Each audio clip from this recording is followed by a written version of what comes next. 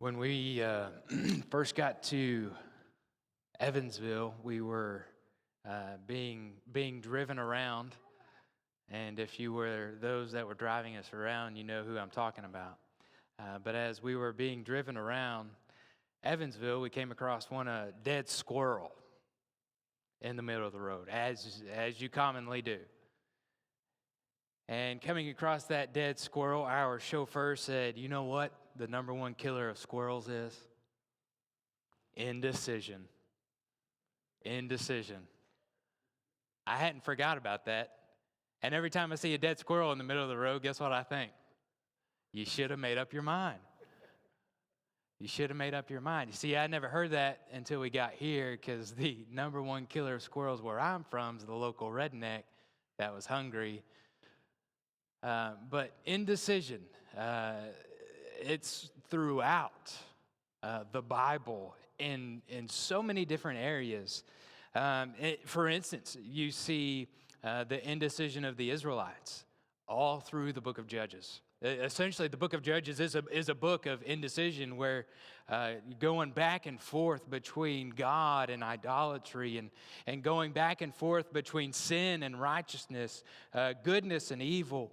And you see the indecision of the Israelites in a plethora of different ways, and that affects their spiritual life in so many different aspects. We're going to look at three examples tonight of indecision that we see in the Bible. The first one that we're going to look at is indecision by means of worship, in worship, where people can't decide who to worship or what to worship. The time was when the worship of Baal was prevalent. In fact, the worship of Baal was so prevalent that was the religion of choice by the monarchy, by those who are in power. In fact, it was so prevalent that the queen of the time was named after Baal. Now, you remember here in 1 Kings chapter 18, Ahab and Jezebel are in command of the nation of Israel. And here we see Elijah, one of the greatest prophets of God, and he is fed up, it would seem. He's fed up with the indecision of the Israelites, and it undoubtedly affected them. We're going to look at a couple of different verses in their indecision, and then we'll move on to the conclusion. And Elijah, this is verse 21, 1 Kings chapter 18. And Elijah came near all the people and said, "How long will you go limping between two different opinions? If the Lord is God, follow him. But if Baal, then follow him." And the people did not answer him a word. And you can imagine this guy who is dressed in probably, camel skin and probably a leather belt around his waist. That was the nature of the prophets. And he comes forward and he says, "How long are you going to do this?" And it's interesting. I always found it interesting that he says, go limping between these two. It's not as if it is a good, healthy relationship. You're over here for a little bit, and then you kind of meander back over here, and then you stumble back over here when that's not working. And then when that's not working, you come back over here. They're limping between two, look at what it says, opinions, two different options. But in reality, there is not two options, is there? There's just one option.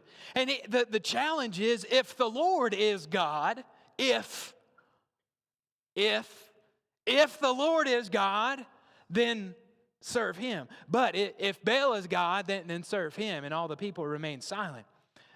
So the challenge continues in verse 24, and we arrive at this conclusion. "And you call upon the name of your God, and I will call upon the name of the Lord, and the God who answers by fire, he is God. And all the people answered, it is well spoken. So they arrive at this conclusion where I'm going to build an altar, and I'm going to put a sacrifice on it, and I'm not going to light it on fire. You do the same. And then we're going to call out to the God that you believe in. And the one that answered by fire, he's going to be God. And you remember, they were there and they called out from morning until noon. And they were dancing around. And they were cutting themselves so that Baal would open his ears and hear. But he didn't have any ears, was the problem. And then Elijah begins picking on him, and this is our favorite part of the story in our house. Perhaps he's sleeping. Call louder. Or perhaps he's on a journey. Or perhaps he's relieving himself.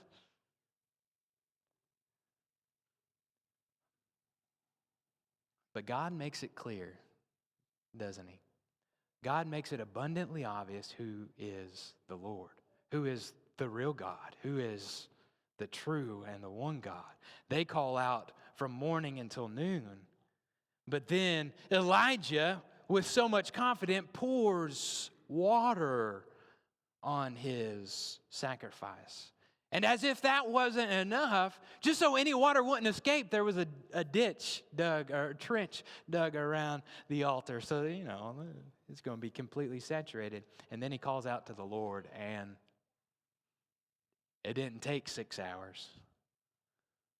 The Lord answers, makes it abundantly clear. That's what we read beginning in verse 36. And let's read this. And that time the offering of the oblation, Elijah the prophet came near and said, O Lord, God of Abraham, Isaac, and Israel, let it be known that you are God in Israel, and that I am your servant, and that I have done all these things at your word. Answer me, O Lord, answer me, that this people may know that you, O Lord, are God, and that you have turned their hearts back. Then the fire of the Lord fell and consumed the burnt offering and the wood and the stones and the dust and licked up the water that was in the trench. I'm going to propose something that God made it abundantly clear who was God. Because if he simply consumed the sacrifice, right, that would be a good enough answer. But he went beyond that. Because at the challenge of Elijah, there was water, right? So he goes beyond that and he burns up the offering, and then he burns up the wood, and then he burns up the stones, and then he licks up all the water that's around. There's no question. Who is God? They're limping. They're indecision. They're limping between two different opinions, and God makes it abundantly clear who the Lord is. And then you see in verse 39, when all the people saw it, they fell on their faces and said, look at it. The Lord, He is God. The Lord, He is God. There's no question anymore. What was offered here in worship, all it did was lead to confusion as to who is God, but what God offers is clarity. I mean, it is clear. God is God. There is no other.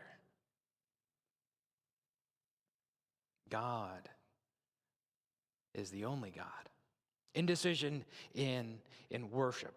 We see some years later, in the time of Uzziah, Jotham, Hezekiah, and those kings, in the time when Syria was becoming more and more powerful, that there was a certain prophet that arose, and his name is Hosea.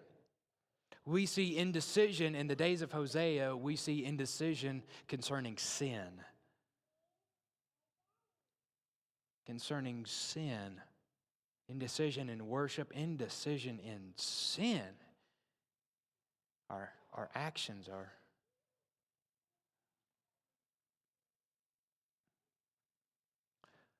We know the story of the northern kingdom. The Syrians came. knocking on the door and they were captured.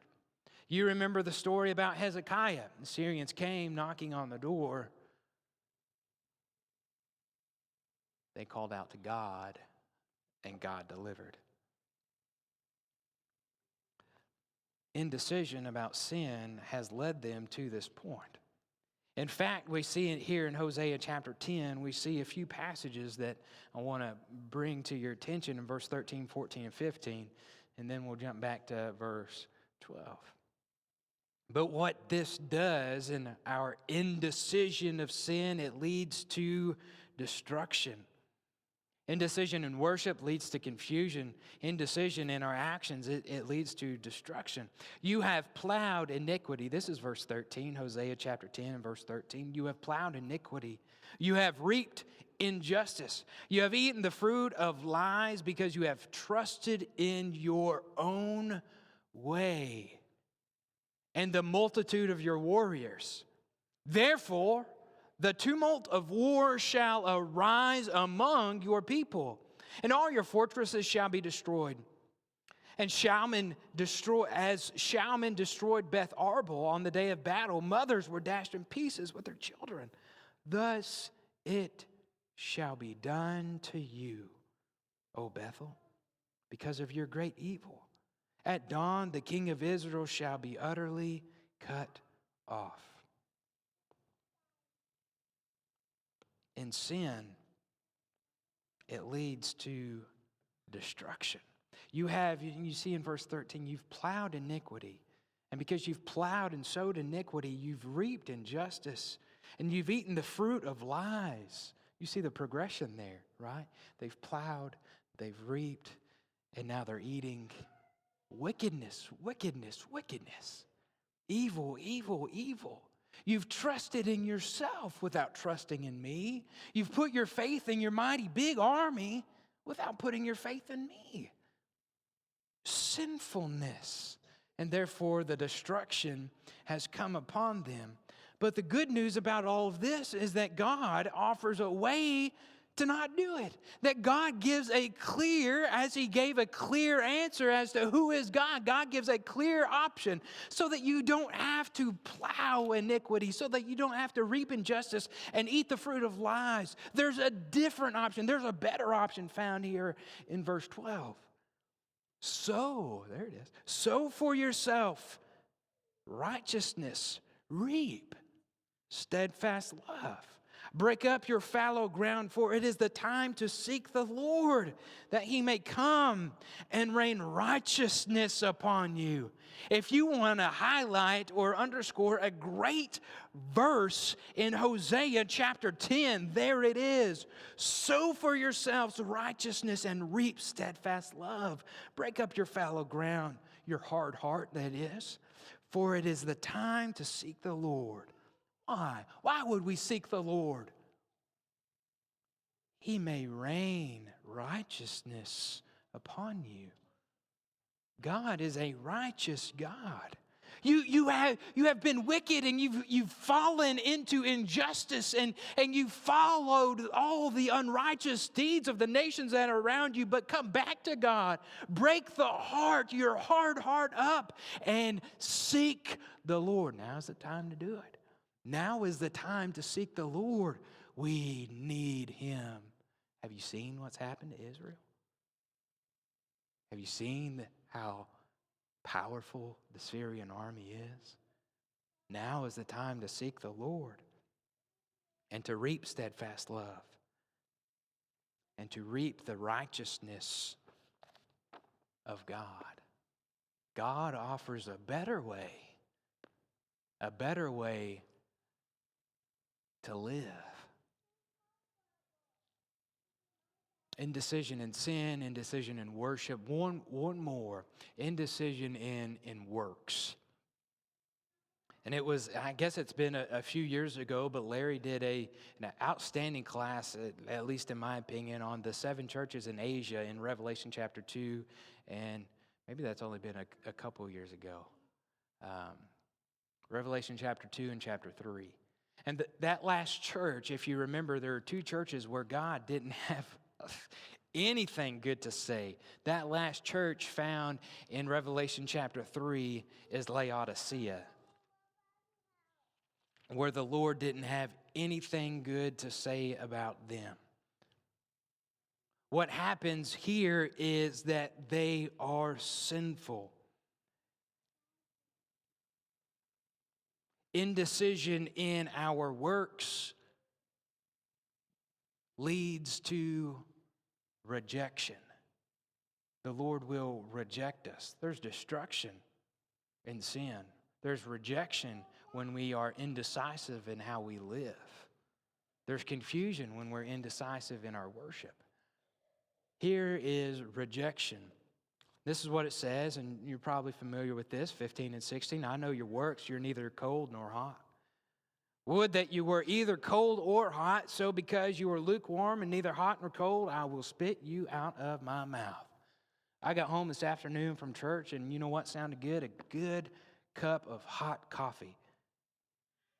But the only problem was that the coffee had been out since this morning, and it was cold. And there's a problem with cold coffee. It doesn't taste as good as hot coffee. So guess what I did? I warmed it up.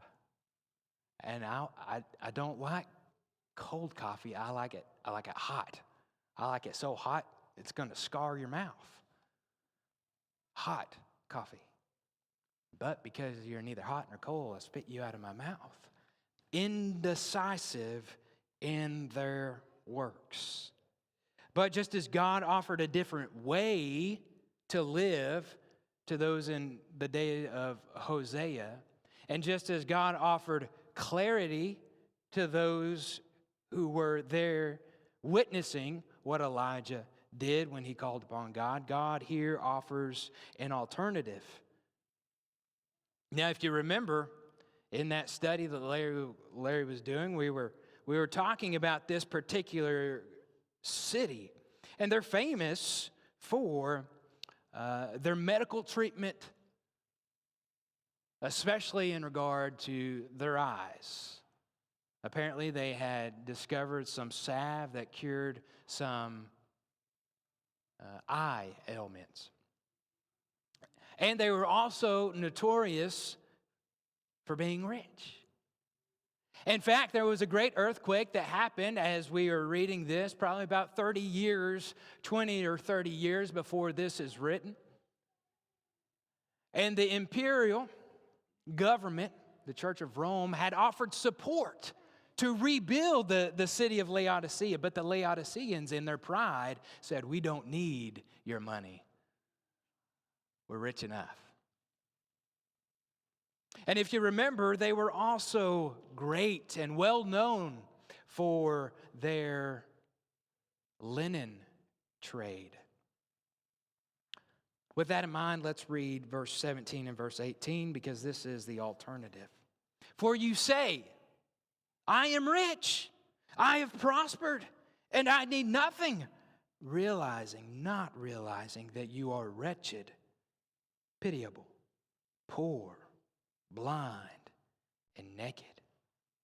I counsel you to buy from me gold refined by fire, so that you may be rich, and white garments, so that you may clothe yourself, and the shame of your nakedness may not be seen, and salve to anoint your eyes, so that you may see. See, all these things that they were boasting in, the Lord rejects immediately. And he says, first, you're poor. They had plenty of wealth, didn't they? The whole city was wealthy. But you are poor. So the alternative is, buy from me gold refined by fire. If we might say that, or if we might allow Jesus to say that in a different way, in Matthew chapter 6, verse 19 beginning, you remember what he says? Store up for yourselves treasures in heaven, where neither moth nor rust destroy, and thieves don't break in and steal. Buy from me gold refined by fire. We're not talking about pure gold. We're talking about heavenly treasure. You are poor. You are, if you continue reading, naked.